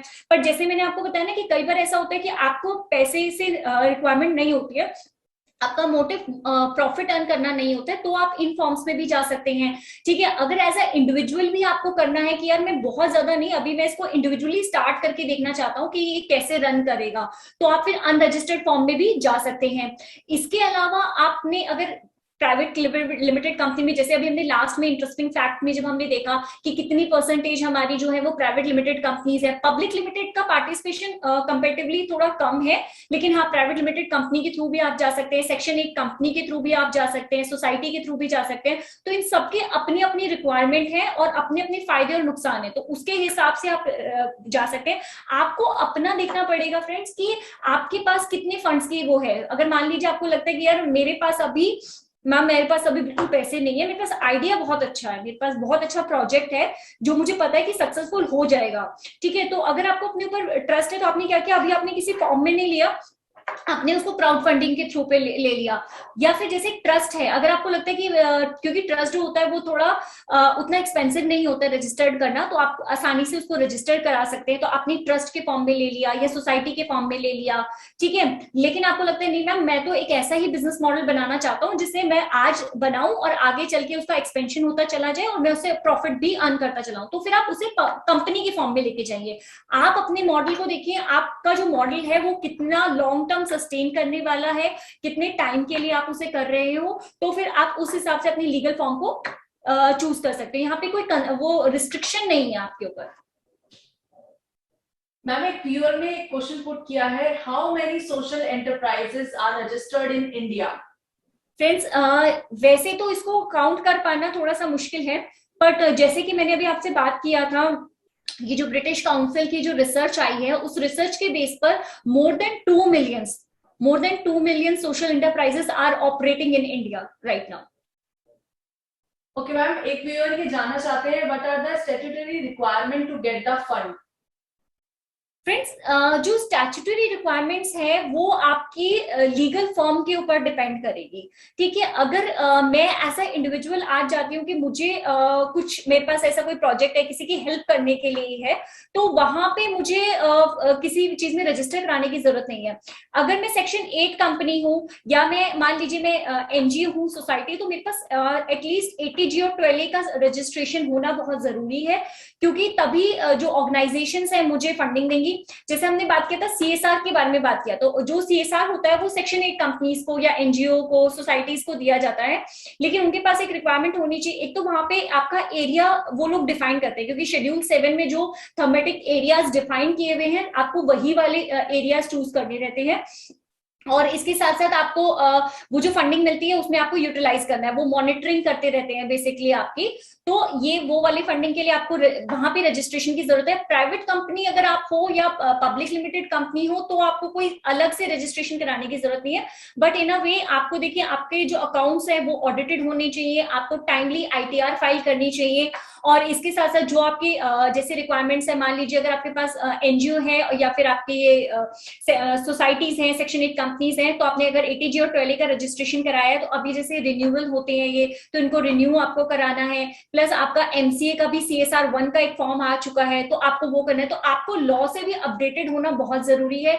अगर आपको लगता है कि मुझे फॉरेन से पैसा मिल सकता है अपनी सोशल एंटरप्राइजेस के लिए, तो उसके लिए आपको फिर FCRA में रजिस्टर कराना जरूरी है, उसका रजिस्ट्रेशन लेना जरूरी है। तो जब आप जिस तरीके आपकी फंडिंग की रिक्वायरमेंट रहेगी, जिस तरीके आपका लीगल स्ट्रक्चर रहेगा, उस तरीके से आपको देखना पड़ेगा, आपको अपनी रिक्वायरमेंट आपकी वो वहां पे वेरी करेगी। मैम, कुछ व्यूअर्स ये जानना चाहते हैं कि what is the scope of growth in the future for social enterprise. Friends, social enterprises का जो ग्रोथ है की अपॉर्चुनिटीज है वो बहुत ज्यादा है।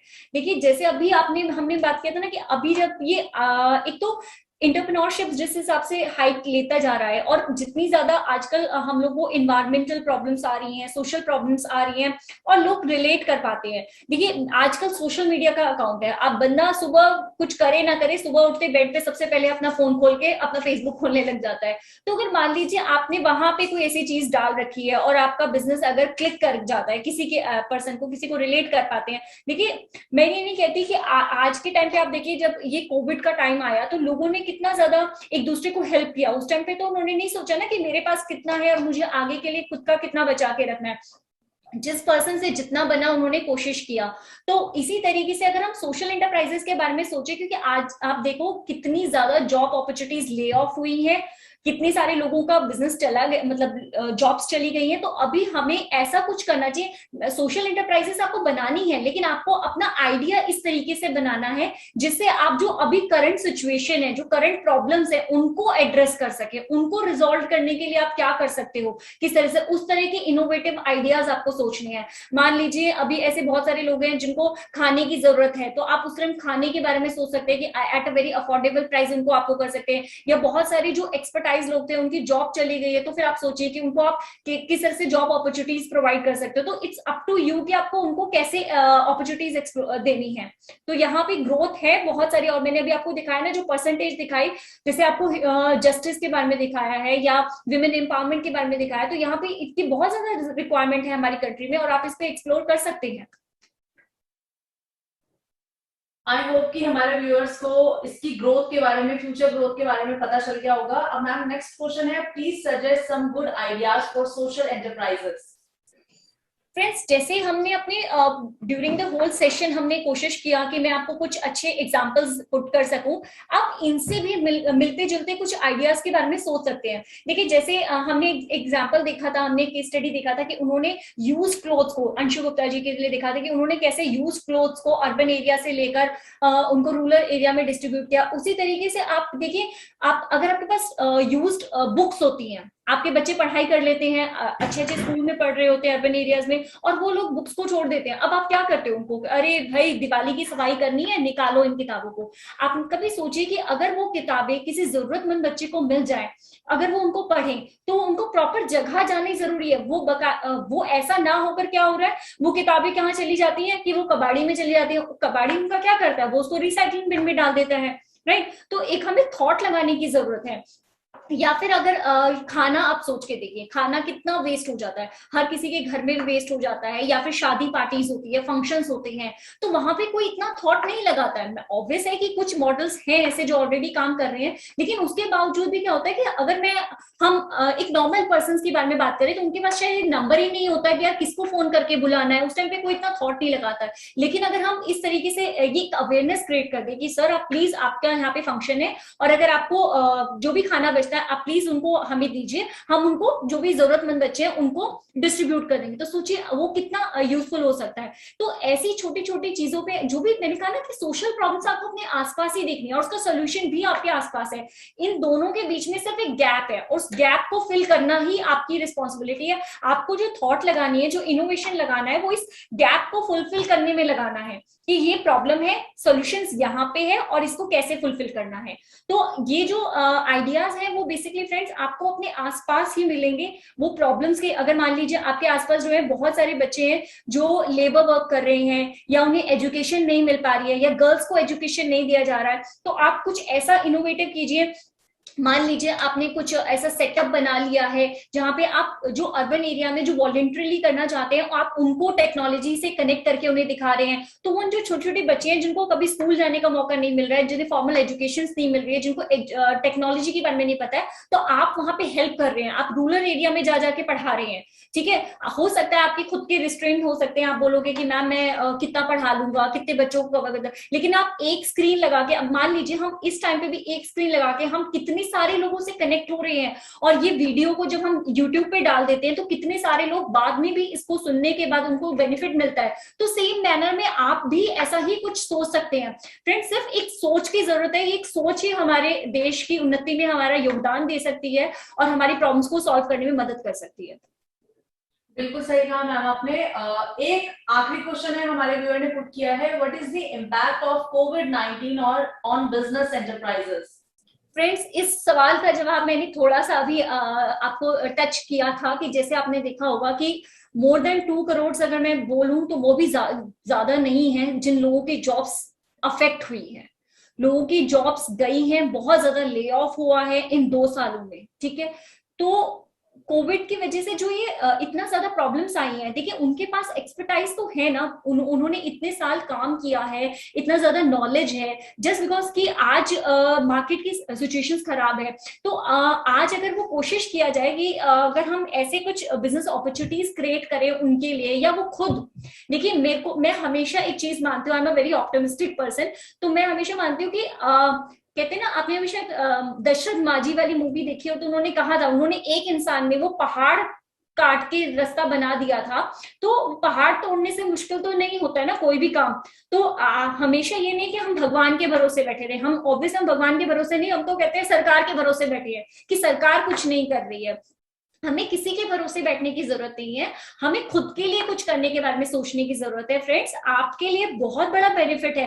पहले से होता था लोगों को रिसोर्सेज नहीं मिलते थे, उनके पास इतना टेक्नोलॉजी वो नहीं था। आजकल आप अपने फोन से सारी चीजें कर सकते हैं। आप अपने प्रोजेक्ट्स बनाइए, आप अपनी अपॉर्चुनिटीज बनाइए, आप चीजें रिलेट कीजिए, सोशल प्रॉब्लम को सॉल्व करने के बारे में सोचिए। इतना ज्यादा आप ये देखो, आप घर से पहले देखिए कितना ज्यादा कूड़ा होता था, आपको याद है ना, सड़कों पे कितना ज्यादा कोई कहीं कुछ पड़ा हुआ है। अब जब स्वच्छ भारत अभियान के बारे में सोचा गया और उसको किया गया, आज हमें लगता है कि जैसे कभी ऐसा कुछ था ही नहीं। कितना आजकल कितनी सफाई आपको आसपास दिखाई देती है, वरना कितनी ज्यादा प्रॉब्लम्स होती थी। तो ये भी तो किसी का थॉट ही था ना, तो उन्होंने थॉट से इसको चेंज किया। इसी तरीके से आप वेस्ट मैनेजमेंट को यूटिलाइज कर सकते हैं। मान लीजिए अगर आप दिल्ली कभी आए तो दिल्ली में वेस्ट ऑफ वंडर करके एक जगह बनाई गई है, यहाँ पे 7 ऑफ वंडर्स को बनाया गया वेस्ट मटेरियल को यूज करके, राइट। तो आप रिसाइकलिंग बिन्स की चीजों को करके अपना बिजनेस स्टार्ट कर सकें। मतलब आप अभी जैसे मैंने आपको बताया, बुक्स के बारे में बताया, यूज्ड बुक्स के बारे में बताया, यूज्ड क्लोथ्स के बारे में बताया, तो आप इन चीजों को कीजिए। ऐसा नहीं है कि मतलब ऑब्वियस है कि कोविड की वजह से हमें बहुत ज्यादा इंपैक्ट हो, या फिर हेल्थ के बारे में अवेयरनेस क्रिएट कीजिए लोगों में, ठीक है, उससे आप कैंपेनिंग करिए। अगर किसी को फंड्स की जरूरत है तो वो मदद कीजिए। आप ऐसे प्लेटफॉर्म क्रिएट कर सकते हैं जहां पे बाकी लोगों को, देखिए दो तरीके हैं, या तो मैं कोई सर्विस दे रही हूँ या फिर मैं जिनको चाहिए उनके लिए मैं प्लेटफॉर्म बना रही हूँ। तो जैसे मैंने आपको बताया मीशो बताया, मैंने आपको कीटो बताया, आप भी ऐसे प्लेटफॉर्म क्रिएट कीजिए जहां पे लोग आके स्क्रॉल करें या वो देखें और आप उनको सर्विसेज प्रोवाइड कर सकते हैं। तो there are so many opportunities, just अब देखने का नजरिया हमें बदलने की जरूरत है। अगर हम अपना नजरिए को थोड़ा सा चेंज करेंगे तो हमें अपॉर्चुनिटीज भी दिखाई देने लगेंगी। Thank you so much ma'am, आज के सेशन के लिए जिस तरह से आपने हर एक पॉइंट को काफी अच्छे से समझाया है। आई होप कि हमारे व्यूअर्स को भी उनके सारे क्वेश्चंस के जवाब मिल गए होंगे, उनकी सारी क्वेरीज क्लियर हो गई होंगी। अब मैं अपने व्यूअर्स से ये कहना चाहूंगी कि अगर किसी को कोई भी क्वेश्चन पुट करना है या फिर कोई भी क्वेरी है तो वो डायरेक्टली मैम से पूछ सकते हैं। हम ये नहीं कहते कि हम एंटरप्रेन्योर बनाते हैं, बट एंटरप्रेन्योरियल जर्नी में हम पूरा साथ निभाते हैं। समाधान लेके आ रहा है बिजनेस पाठशाला, जो कि रोज लगेगी मंडे टू फ्राइडे हमारे यूट्यूब चैनल बिजनेस पाठशाला पे। आप ज्वाइन करिए, और अगर आप नए एंटरप्रेन्योर हैं या आप एग्जिस्टिंग एंटरप्रेन्योर हैं तो आप अपने क्वेश्चंस भी रेज कर सकते हैं और पाएंगे जवाब हमारे एक्सपर्ट द्वारा। तो ज्वाइन करिए आज ही बिजनेस पाठशाला।